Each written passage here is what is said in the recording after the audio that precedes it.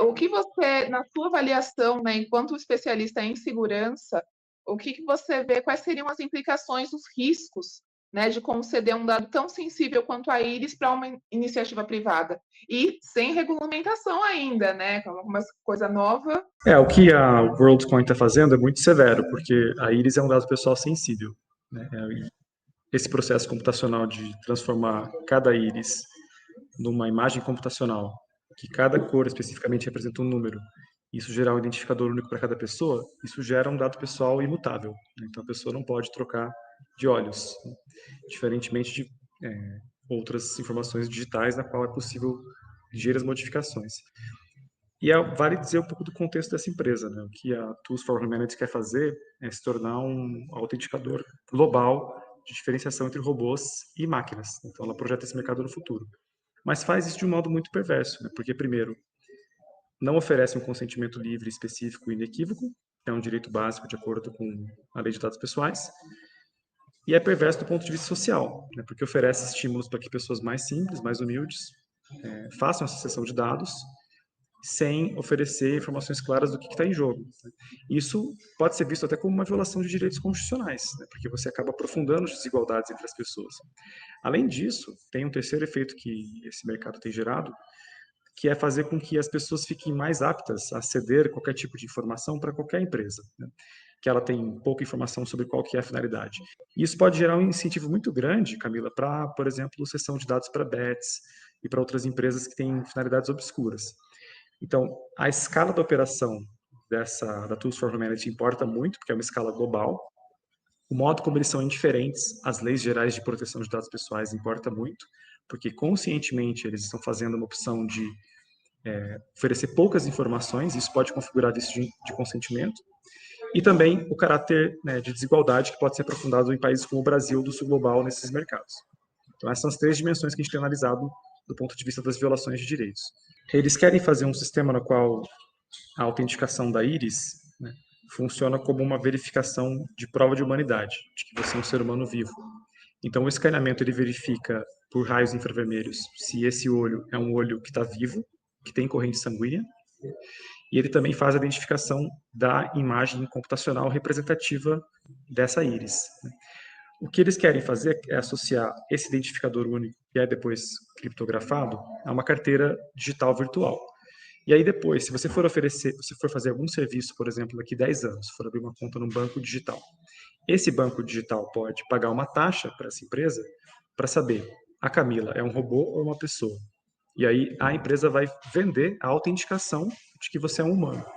Então o modelo de negócio não é simplesmente comprar a íris pelo valor da íris, mas é criar uma infraestrutura para que um serviço de autenticação possa ser feito daqui 5 ou 10 anos, entendeu? Esse é o modelo de negócio que eles querem fazer. Tem alguma ideia do risco real que a venda desse dado, né, tão pessoal, tão único, pode me gerar? Sim, a gente não precisa nem ir muito longe. Na verdade, empresas que já se especializaram em controle biométrico, que estavam operando no Afeganistão, com contratos milionários, né, com o governo dos Estados Unidos, no processo de retomada agora das forças rebeldes no Afeganistão, eles invadiram, tomaram controle dessas empresas e tomaram conta dos bancos de dados que tinham o controle biométrico. Então, isso você pode habilitar processos repressivos, processos de utilização de dado biométrico para controle populacional, para controle étnico. Então, você tem um risco muito grande, que é um risco quase sistêmico, né, de quem que pode se apoderar dessa informação quando ela é cedida ou tratada por uma empresa privada que não é um autenticador do governo e nem parte integrante do sistema ONU ou regulado por leis de estados nacionais. Lembrando que é uma empresa privada, né, que tem fim lucrativo e que tem uma escala global. Segundo, você tem os riscos tradicionais de segurança da informação, que a empresa se defende dizendo que, do ponto de vista de técnica computacional que eles empregam, o risco é baixo, porque eles dizem que eles nunca fazem o armazenamento da informação da íris. Eles transformam isso numa sequência numérica, né, criptografam esse dado e distribuem em diferentes computadores do qual ninguém tem uma chave de desbloqueio. Então, eles alegam que, do ponto de vista de ataques hackers, o risco é muito baixo. Mas, eu acho que, além do risco, né, de controle por uma intervenção externa ou da segurança da informação, existe um problema de desvio de finalidade. Né? A empresa pode dizer hoje que ela tem uma intenção benéfica, digamos assim, de autenticação de humanidade, e depois de 15 ou 10 anos, ela resolve fazer contratos com governos autoritários e pode ter esse uso para fim repressivo. Então, esse é é essa escala de riscos que a gente está falando, né? Então, assim, se esse dado, por exemplo, que é um dado sensível, cai na mão de um hacker, você acha que mais para frente pode ser possível, né, fraudar, né, instituições bancárias a partir do, né, abrir uma conta com meu nome, alguma coisa nesse sentido também? Claro, claro, certamente.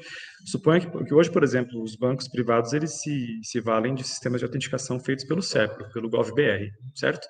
Mas Uhum. supondo que a Tools for Humanity daqui 20 anos ela conquiste todos os mercados, inclusive vença um processo licitatório contra o GovBR e se torne o autenticador oficial, a empresa oficial de autenticação aqui para operações bancárias no Brasil. Evidentemente que toda a comunidade de cyberattacks e hackers vão olhar para ela como um pote de ouro, né, e vão intensificar os ataques para esse tipo de acesso indevido.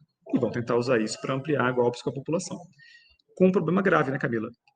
A quem eles prestam contas, né? Então, no caso do CEPRO, que é uma empresa pública estatal que presta contas perante o Congresso brasileiro e a população brasileira, você tem condições de convocar uma CPI, você tem condições de convocar uma intervenção no controle estatal, você tem vários mecanismos de soberania digital que estão em curso. Agora, numa empresa privada desse porte, você não tem. E, fundamentalmente, esse é o problema. Como você falou, é um dado imutável, né? Então eu tenho já estou num risco que eu não tenho como reparar, porque eu não tenho como trocar de olhos para ter um novo, vamos dizer assim, um novo código. Exatamente, não tem. O CPF pode ser um autenticador que no futuro pode ser substituído, vários outros identificadores alfanuméricos também, mas no caso de você pegar com esse grau de precisão que a Iris provê, né, que é um identificador único imutável, né, você coloca toda a população numa condição de vulnerabilidade, né, com esses potenciais riscos. E isso não tem como voltar atrás depois. Por isso que é importante a atuação das autoridades de proteção de dados pessoais, como já está acontecendo na Espanha, na Alemanha, na Itália, que estão agindo para que a empresa paralise as operações até que ela tenha o devido cumprimento de todos esses direitos básicos, né? E o que a gente está vendo na NPD aqui no Brasil é uma inação. A NPD está muito lenta diante da operação da WorldCoin, porque a empresa já está na segunda rodada de operação aqui, ela começou as atividades em 2023, já tem um processo de investigação de entidades latino-americanas desde 2024, e mesmo assim a NPD ainda não tomou nenhuma medida cautelar para impedir que as pessoas continuem indo para as filas, como está acontecendo em São Paulo e outras cidades, para fazer a cessão do dado biométrico. O que nós vimos já de relatos de pessoas que estão participando dessas atividades como repórteres investigativos é que as pessoas que são entrevistadas lá na hora de ceder a íris, elas não têm ideia do que está acontecendo. Elas não sabem o que é íris, elas não sabem o que é empresa, elas não sabem quais são os possíveis usos. Isso configura vício de consentimento. Se uma pessoa não sabe qual é o motivo pelo qual ela está se submetendo a uma cirurgia ou fazendo algo muito grave, isso não pode acontecer, né? No hospital, você não pode permitir que uma pessoa não esteja claramente informada dos riscos de um procedimento médico até que ela se submeta a esse procedimento médico. Por isso que tem regramentos muito fortes de consentimento na área médica. A mesma coisa aqui. A gente tem o mesmo problema. A gente está falando de um consentimento que não é livre, informado e esclarecido. Ele é um consentimento viciado. E isso a LGPD proíbe. Então, o direito brasileiro já tem as ferramentas para que a NPD possa agir. Só não agiu por falta de motivação técnica, jurídica e política para poder fazer um posicionamento mais firme perante a empresa. Certo, Rafael. E aí, para finalizar, vamos imaginar que eu sou uma pessoa que, desavisado, fui lá para a fila, vendi minha íris, não tinha ideia, né, da gravidade do risco que essa ação envolve, e, enfim, né, mas consenti. Tem algum tipo de reparo, algum tipo de ação, né, do ponto de vista né, dentro do direito que pode ser requerido para que essa pessoa tenha aí algum tipo de respaldo, algum tipo de proteção, ou algum tipo de garantia de que, né? Sim, pode falar. Sim, todo brasileiro, todo cidadão tem o direito de solicitar a revogação do consentimento e a exclusão de um dado pessoal, a interrupção do tratamento de dado pessoal. Ele tem que mandar um e-mail, para o encarregado de dados pessoais da empresa Tools for Humanity, procurar no website a informação de política de privacidade, localizar o e-mail de contato e fazer uma solicitação dizendo qual que é o identificador pessoal, o nome completo, algum identificador como CPF, e dizer explicitamente que, de acordo com o artigo 18 da Lei Geral de Proteção de Dados Pessoais, solicito a exclusão dos meus dados pessoais durante o período tal a tal. Então, isso é um direito básico. Agora, quem vai fiscalizar o cumprimento é uma outra questão. A NPD existe para fiscalizar se esse direito é devidamente cumprido, mas depende, evidentemente, do cumprimento por parte da empresa, que é o controlador.